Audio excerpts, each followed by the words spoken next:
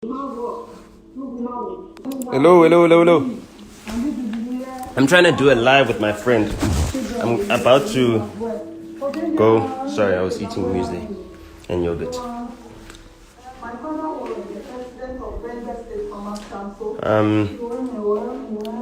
I'm trying to go live with Akio. Need to talk about something, you know. I got an American friend who voted by mail from South Africa, you know. I'm also going to have lunch with MXO. MXO, I wrote a hook for MXO, or a chorus for a song that we're doing, which features like a whole lot of legends. Stogie T, who was Dumi from the Volume at the time, Pro Kid, Tear Gas, KB Mutselenyane, Simpiwe Dana, Lungelo. It was produced by DJ Cleo, Kola Debs, Slicker Sugar Smacks, myself as well. I was also featured on the track. I was featured on a track with Pro Kid, Do Me from the Volume, Tear Gas, the whole entire Tear Gas, Slicker and Sugar Smacks, you know what I mean? I rapped in Tsonga, in Shitsonga. That was the first time I ever wrote a Shitsonga rap verse. It was a very short verse, 8 bars, but that was my first verse in my native tongue. So I'm trying to invite Akio.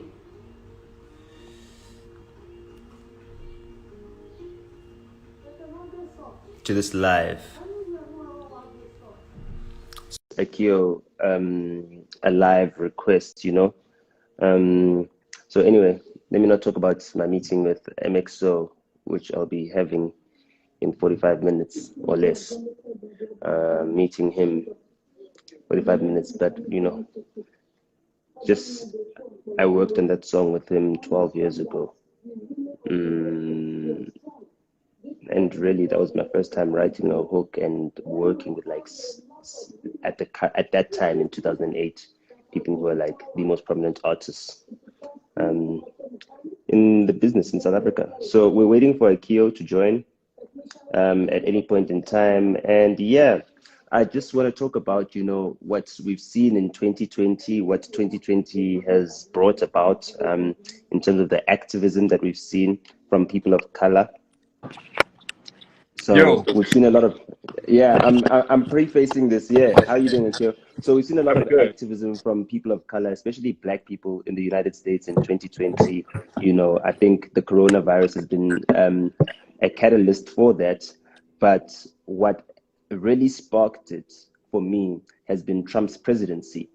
And I feel like the job is not done in terms of challenging institutional racism in the United States. I don't like the term people of color because they're African descendants of slaves, Black people in America, who were the labor that built the greatest economy in the world and the world's biggest superpower.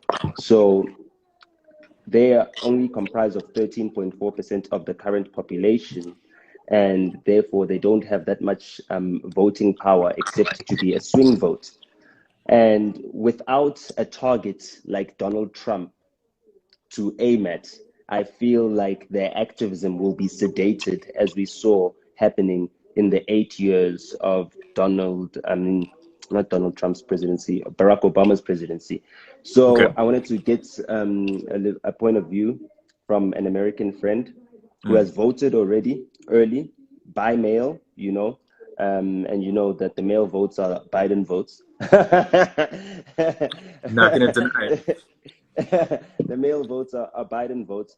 And I feel like a Biden victory would further serve to sedate that activism, because obviously on the same ticket as Biden is Kamala Harris, who's not an African descendant of slaves, but is basically the vice president candidate that was propelled to that position so that she could further appeal to the Black voters who might not ordinarily identify with Joe Biden, who was more of the Democratic conservative vice president that helped give Barack Obama a more palatable appeal when Okay, he ran for presidency. Yeah. let me address like just a couple things, points that you're making, and break them down point by point. So in my opinion, in terms of activism, obviously having an openly racist president is going to generate more activism. But that being said, under Barack Obama's term, there were also flashpoints of activism as well. If you think about Ferguson in outside of St. Louis, when the kid got shot, there were also multiple situations where that happened, and there was a lot of rioting and activism. So I think that the activism will still exist regardless of whether it's Biden or Trump. The thing is that obviously it's just much more heated because Trump is blowing the flames of tension, because what it does is it serves to, the more people riot, the more he gets to push a law and order message about his campaign, which is to serve white people. So the more that he can get black people angry and get them to riot, the better off he can be like, yo, white people, you need to vote for me because look at what all these minorities are doing. They're getting out of hand. Only I can protect you. While at the same time, he's the one causing the problems. So I think that activism will still continue to exist. Sure, it won't be as heated because there won't be as big of an obvious open racist target like Trump. But I think activism will still continue. I think in terms of Kamala Harris, I think that saying, okay, just because she's not of slave descent, kind of undermines like her role in America. And when you think about, so her mom or her dad, I think, is Jamaican and her mom is Indian. So if you look at like, especially New York, California, all those spots, like the number of African Americans that are of Jamaican descent that aren't actually African American, but are immigrants, children of immigrants from Jamaican descent is huge. Like if you look at New York, the Jamaican like population is huge in itself. So I don't think that really matters, and I don't think that I'm Asian, so when you say people of color, for me that's Asian people, Hispanic people, Black people, everybody. So I think being a Black American, regardless of whether you're first generation from Jamaica or you're the descendant of slaves, you're still experiencing the same degree of racism. You know what I'm saying? And even coming from Jamaica, you're still coming from a third world country. So like you're still dealing with the same problems. I mean, obviously you're not dealing with maybe like the systematic trauma that has gone on for 100 years. But I think for Kamala Harris, like I don't have anything against her. Like a lot of people will talk about her record in terms of, she put so many Black people behind jail. And when she was a district attorney, she had long sentences. But at the end of the day, man, it's like, why are we're blaming the player. We're not blaming the game. You know what I'm saying? She's a district attorney. Her job is literally to put people in prison. It's a voted position. It's a voted position. You don't get elected district attorney by saying, yo, man, I'm only convicting 30% of people. You get elected district attorney by saying, yo, my conviction rate is 80%, because that's what it's your job to do. So when you look at it, I think you're only looking at it from one perspective to say, yo, man, she put a lot of Black people in prison. She also put a lot of white people in prison. She put a lot of Mexican people in prison. It was her job to put people in prison. So I don't think that undermines her. I don't think that says that she's done anything bad against the Black community. I think that she can be pro while still doing her job, like to put people in prison. Obviously, she may have been a little bit more harsh than she should have been, but that was her job. You can't compare that to like the shit that Trump has been doing. Like, okay, I'm just gonna address one more thing before I let you continue. And my thing is like, continue, because I wanted to lay the foundation so I could get an American to respond. So one of the arguments that you'll hear people say is, I like that Trump is president because I'd rather have my white racist obvious. I'd rather them just be obviously racist. I'm one of those. Someone who's low key racist, And while I understand that point of view, there's a certain degree of a lack of pragmatism to that. So my point is this, like the difference between a Joe Biden racism and Trump, they're both racist. At the end of the day, they're both white people in their 70s who, like Trump, obviously, man, he was born rich. He don't know nothing about minorities. He doesn't know nothing about a struggle. The only Black people he knows are transactional. And Biden is the same way. He grew up in a situation that was pre-segregation. His racism comes from not understanding people of color because he just can't comprehend it. You know what I'm saying? But the issue with Trump is that he's openly racist, and his policies are gonna hurt people of color. While Biden is racist in the sense that he's ignorant, but policy-wise, I think it'll help Black people and people of color. Now, the thing with Trump is the one thing that you can give him is economy. You can say, under Trump, unemployment amongst Black people, Asian people was at its lowest, right? Yeah. So, but the way that I look at it is like this: under Trump, for me as an Asian, under Trump, racism against Asian people is at its highest. Highest. Like, I Yeah. talk to all my other people, like, again, this is like some stupid ass shit for him, for his insistence on calling it the China virus. You know what I'm saying? Like, what if everything that white people did, we called the white whatever? You know what I'm saying? We don't do that shit. All the stupid Yeah. ass shit that white people brought in, we don't call it the English this or the Irish this or the white this. You know what I'm saying? When he's saying the China virus, what he's doing is most white people, most Black people can't even tell the difference between Japanese people, Asian people, Korean people, whatever. So now all it is in America is all Asian people getting yelled at, getting racist shit said to them, people trying to start fights to them. That shit I dealt with in the 80s. I'm not trying to have like my kids or anybody else deal with that. So my point is this: he's openly flaming racism. And you know, and then on top of that, he's creating policies. So my point is this: it's not just about unemployment. As people of color, and I'm saying this like just on behalf of everybody, it's not, yes, we want jobs, yes, we want more opportunities economically, but we also want to be respected. We also want to not, like, it's, for me also, man, I'm racially ambiguous. People think that I'm Mexican. Like, cops are harassing me because they think I'm Hispanic. My point is this: yes, I want to make money, but I also don't want to be harassed because somebody thinks that I'm Mexican. The point is, like, Trump looks at it in terms of, I'm doing more for Black people because unemployment is low. It's not just about money, it's about respect. And while he may be creating an economy that where we have to give Obama credit for getting that economy rolling, yes, he may be After providing more what Bush did. yeah, he may be giving more financial opportunities, but he's not creating an environment where people of color are getting respect. So it's two things. If you want to help people of color, yes, help them with jobs, help the community, help with education, but also create an environment where white people are respecting them, white people aren't following them around in stores, where police aren't harassing them, where socially it's equal. And I think that's what people aren't understanding. And that's definitely what Trump doesn't understand. No, that's something that I had overlooked on my part. My experience, obviously, with African Americans has been different because I am African, South African. I come from a middle class family, so I'm a well-off African. And I have much more opportunities when I travel to the United States than the average African American. I'm better educated than the average African American, and I've got much more self-confidence because of my rootedness and my attachment to my identity. What I do find is that, you know, African descendants of slaves look at us as people who are taking their opportunities because we are Black. And there is some form of affirmative action that has come into play in the United States as well. The loss is that we didn't have to go through slavery. Chinese people, Japanese people, Asian people, Hispanic people didn't have to go through slavery.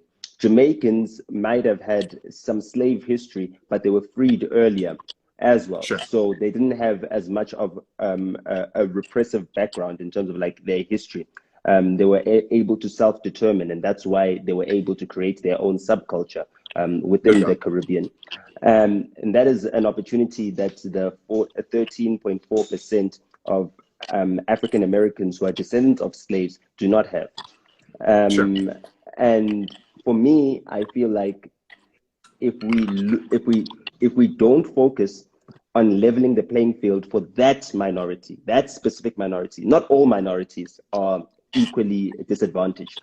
So if we don't level the playing field for specifically that minority, what we're actually going to create is a minority within a minority that is adversarial against the other minorities because they're low-hanging fruit. In the same way you have Afrophobia in South Africa, you're going to start seeing minority phobia being perpetuated by the African descendant of slaves against African immigrants, Caribbean immigrants, Asians, Hispanic people, right? Because they feel the African descendants of slaves feel like, you know, they've lost an opportunity to actually fight for self-determination. Also, America was built by those said slaves. The South was built by those said slaves. And you know, that is something that I feel has not been effectively addressed in the same way in it which hasn't been addressed at all. Yeah, exactly. So in the same way in which I feel like the feminist movement is basically another way in which black women are being disadvantaged because white women benefit from the privilege of their proximity to white men. No doubt. And when you now fight for feminism, you're fighting for the rights of white women who benefited from the white man's world. And you're clumping that up with the repression that has been suffered by black women who are at the bottom, or African I'm not going women to who are at disagree the with bottom that. of the, yeah, who are at the bottom of the food chain. So in the whole entire people of color, um, uh, um, um, uh, a debate and the whole entire immigration debate, what they're missing out on is the micro, I guess, aggressions that we are starting to see permeate the African American community towards other minorities, towards other immigrants, because they feel like, you know, they are economically excluded, socially excluded, and racially excluded. Obviously, because racism has been institutionalized around the world. Sure. So what I felt like for myself, what Trump represented is basically an illumination for all of those who felt like maybe the the battle lines had been blurred a bit, and what Trump represented is like the actual fight for those African descendants of slaves to say, hey, we could actually lose this country, or we could actually lose our place in this country because they feel threatened in ways in which I cannot delegitimize by saying, hey, but your guys are Africans, you know what I mean, or of African origin, because they don't feel the connection to this continent. And also, we are complicit in selling them off as Africans because we sold off our own people to the slave trade. It wasn't a slave theft. It wasn't a slave grab. It was a slave trade. So there was a trade going on, and Africans sold their own fellow Africans to slavery. And we have also taken away our complicity in that. And as absolving ourselves and putting the blame on white people or Europeans only has been convenient for us because obviously uh, we do live in, you know, repressive states. We are, as far as the world is concerned, you know, the smallest contributors to the world economy or the global economy. Yet Right. we contribute a lot more in raw materials, in human labor, and everything else. Sure. But economically, the value of what our contribution is, or our contribution is undervalued in general terms. And so for Trump, what I felt Trump represented was like a lightning rod or like a target that, you know, they could focus on to say, this is what we need to defeat in America. This is how we need to undo the institutional racism.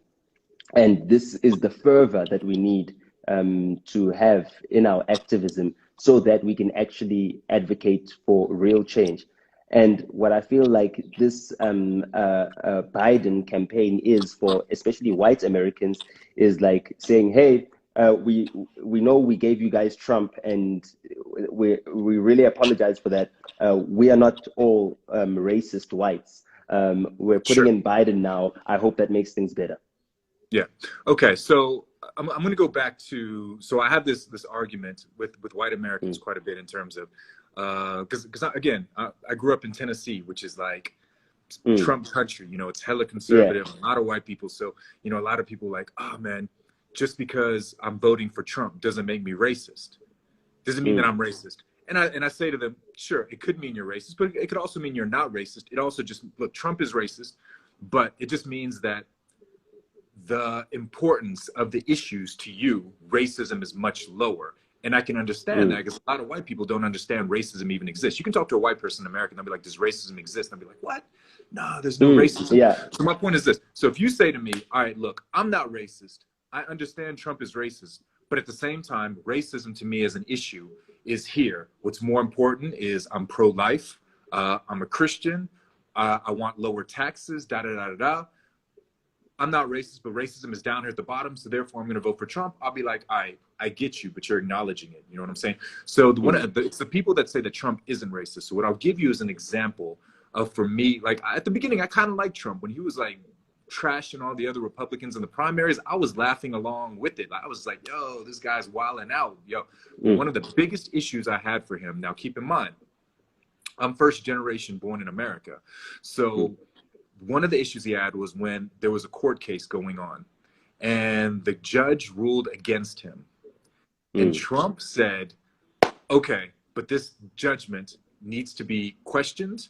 This argument that we can't take this decision at face value because the judge is Mexican.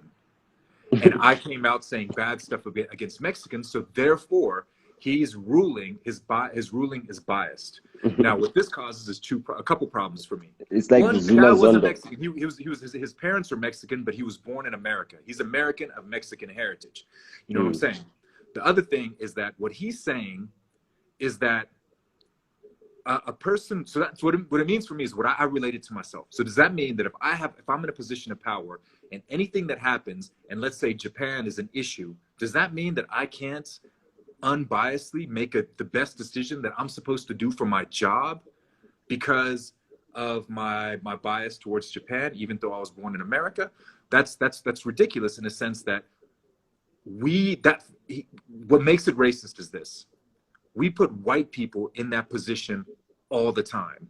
You know what I'm saying? So by that logic, anytime there was a white person who was on trial and there's a white judge, we need to be like, yo, that judge cannot be an effective judge in this case because the defendants are white and therefore they cannot give an unbiased ruling. But we don't think about that because white is the majority. So therefore it's normalized. It's only when it's a minority who's in charge do we say that they're biased. And that's what I'm saying about with Trump is that now he's saying, because I'm Japanese, even though I'm American, I can't be trusted to make the same decision as a white person will because I'm biased. To me, that is like the example of racism. We assume that white people are unbiased to make all these decisions, but at the same time, if you're a person of color, you can't you can't make an unbiased decision. You're always going to side with the people of your race. My thing is like, man, I've worked at restaurants or something like that. Like when I was a bartender, if a person's a fucking asshole to me, I still do my job and serve them the same way that I would serve them because I'm a professional. You know what I'm saying? It just undermines us to say that we can't make decisions because of our race. So that's like one of the things. The other thing is like, there's so many different issues of racism with Trump, but let me just talk about the Kaepernick issue for me. The Colin Kaepernick thing was big for me. Like the whole thing about kneeling, you know what I'm saying? Yeah. And then the way that he trashed him, this dude ran him out of the league, ran down the ratings, made everybody in the NBA trash LeBron James, all of these types of things. And then what he's saying is like, it's not the place. On the field, peacefully protesting, it's not the time or place to protest against social issues. Do you know what I'm saying? Against everybody else is saying that. So then when the George Floyd thing happens, and then people are rioting, people are like, no, you can't be rioting. There's no place for violence. You must peacefully protest. And the thing is like, white people in America, Donald Trump, let's just say they're not comfortable with protest. It doesn't matter whether it's peaceful, whether it's violent. It does. If you can do a peaceful march to whatever, and then Trump will be like, well, you shouldn't protest on Tuesdays. You know, you should protest on the weekend. You know, there's always going to be a reason. White people are never going to be comfortable with having to address it. They're always going to make excuses. So my whole thing with the Kaepernick thing, like for me, that was a point where he could have come out and been like, yo, I fucked up. There was a peaceful protest going, which I could have acknowledged, but I went out, trashed them, got half the country against them, and now there's violence. I need to take responsibility for part of that. And he never did. He doesn't take responsibility for shit. For anything. Yeah. No, that's true. That's true. I mean, Trump is an entrepreneur. Entrepreneurs are notorious. He's a salesman. Yeah, that's it. That's what entrepreneurs are, actually. You know what I mean? Salesmen. Either you sell services or you sell products, or you sell yourself, either way. So that I completely relate with. My issue with Biden really is not so much his policies or the fact that he's been in government for 47 years or anything else. My issue with Biden is that he's not Bernie Sanders. Sure. Look, Biden is so middle of the road. He is so like boring, like centrist. Like he's honestly, from a policy point of view, he's not that different than Trump. You know, like Yeah, the gap isn't that wide. Like if he becomes president, things will change more from a social point of view, but they're not yeah. that far apart.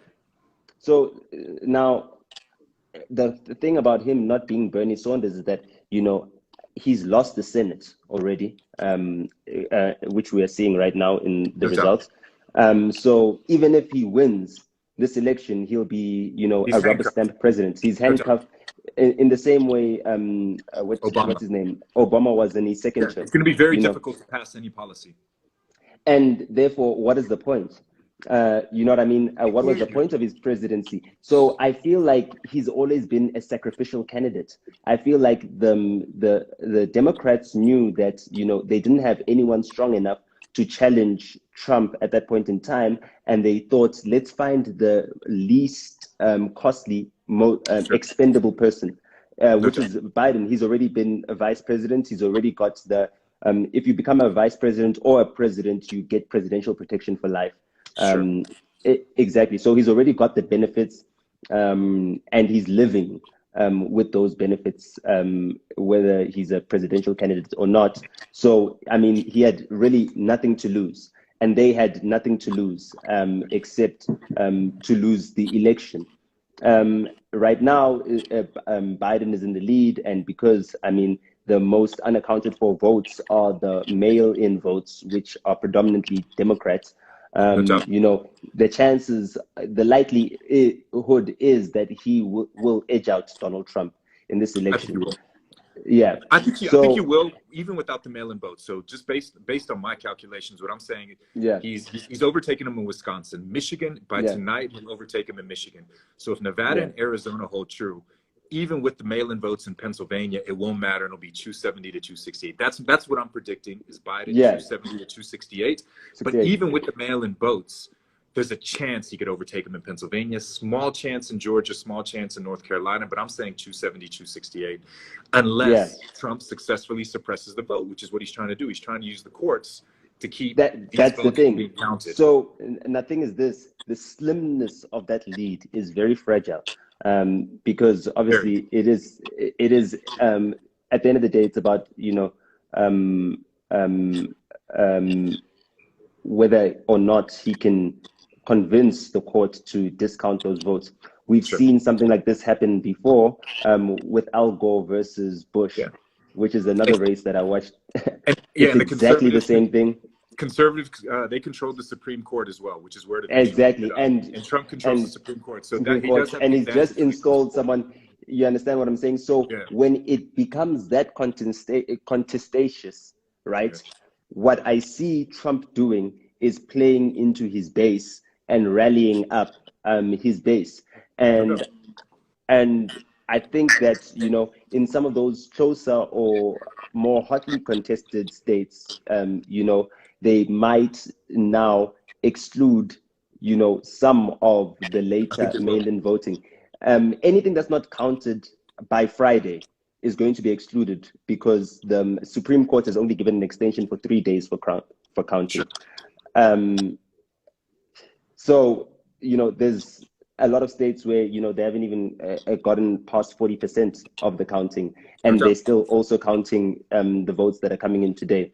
So I do not see Biden being able to get an outright victory that is not contested. And the installation of the president is Definitely something not that only happens contested. on Yeah. the 20th of January next year anyway. So we've got this whole next month, of which it's going to be a squabble, which is going to be in Trump's Supreme Court.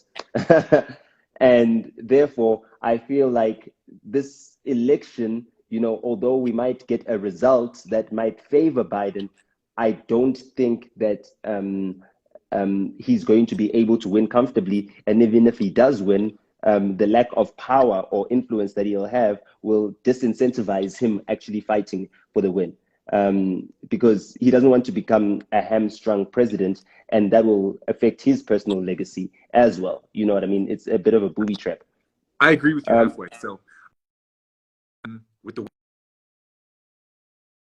I do think that I think that Biden will have enough without the mail-in votes to have the outright win. The only way that it becomes contentious and Trump has a chance is if it comes down to Pennsylvania.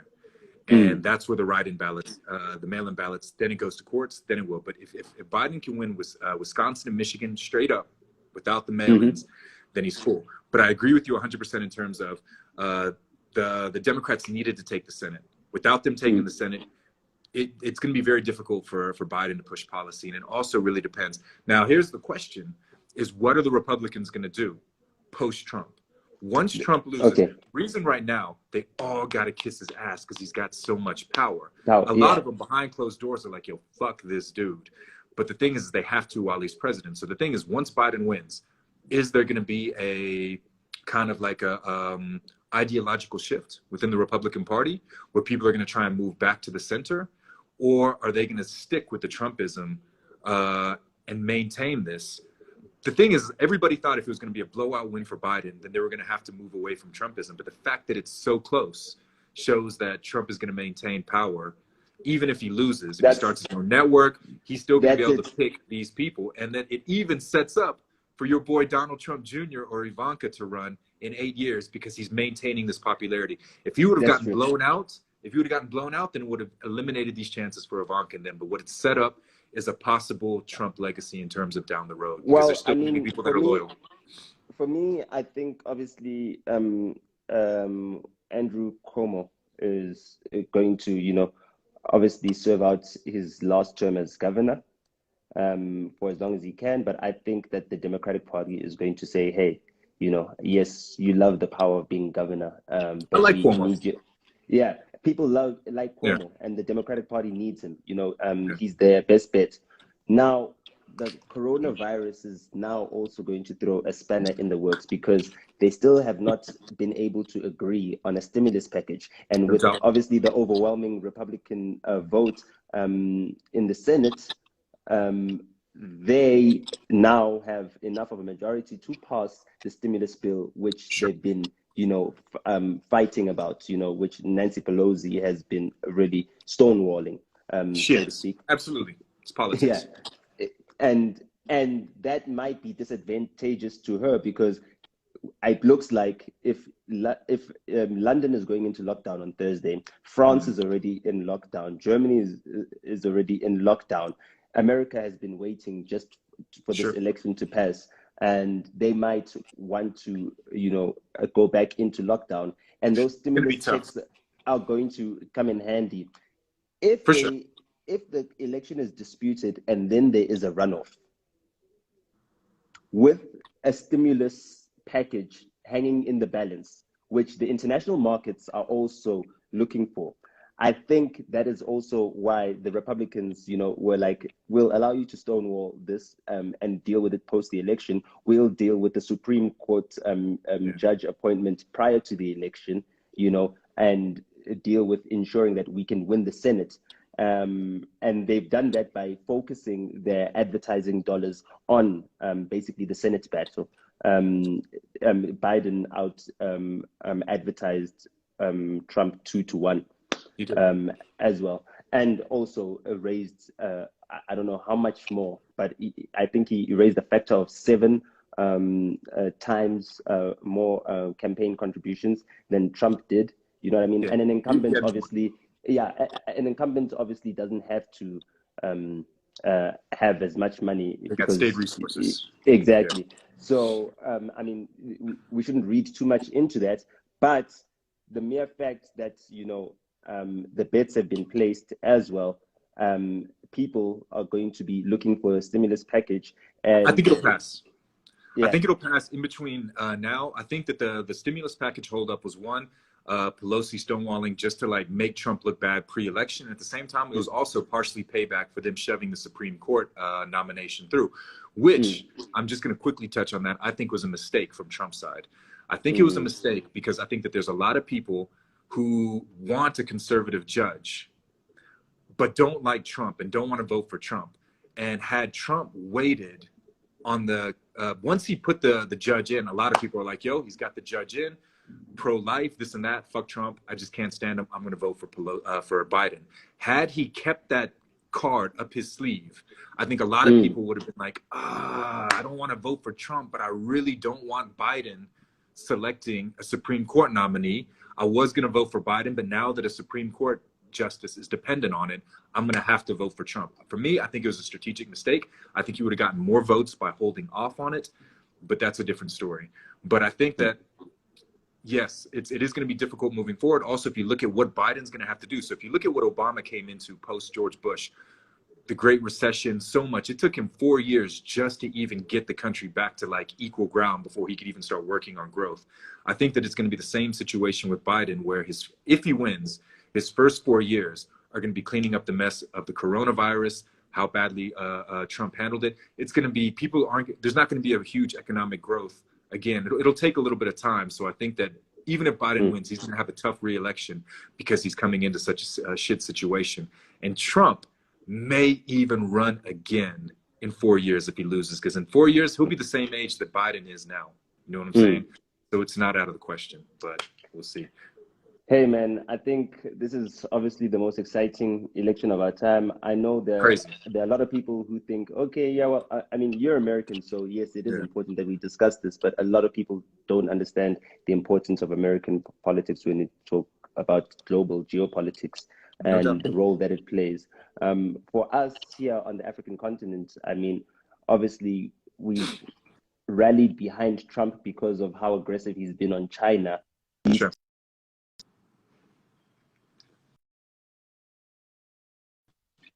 As you know, his political stance, not too sure whether his policies against China have worked too much.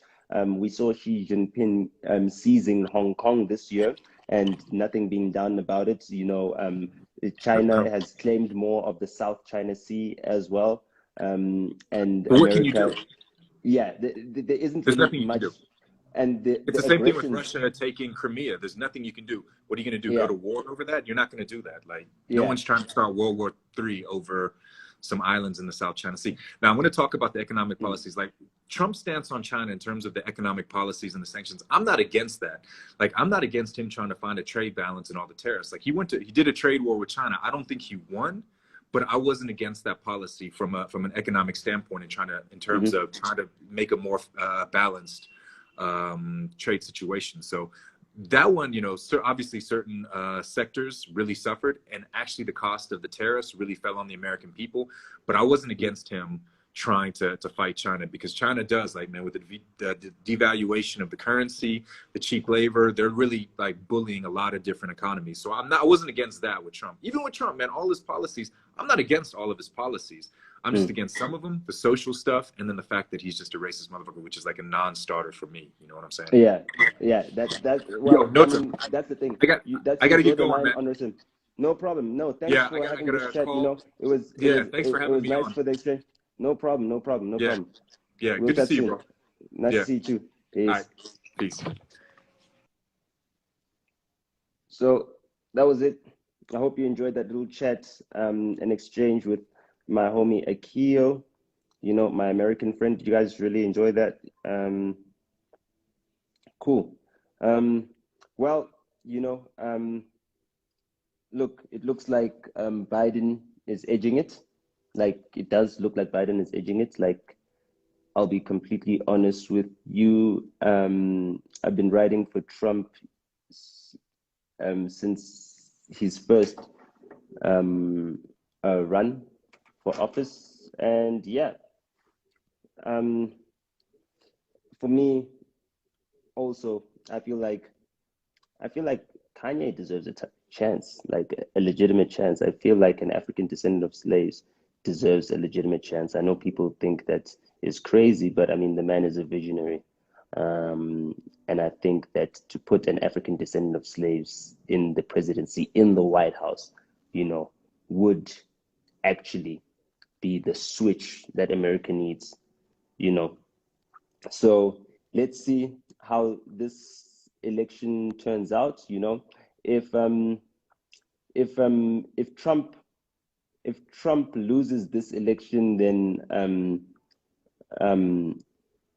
Kanye stands no chance.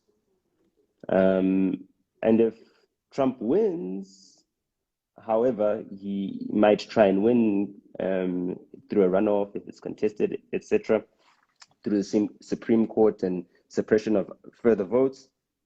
Then Kanye might stand another chance. You know what I mean? He might stand a chance in 2024.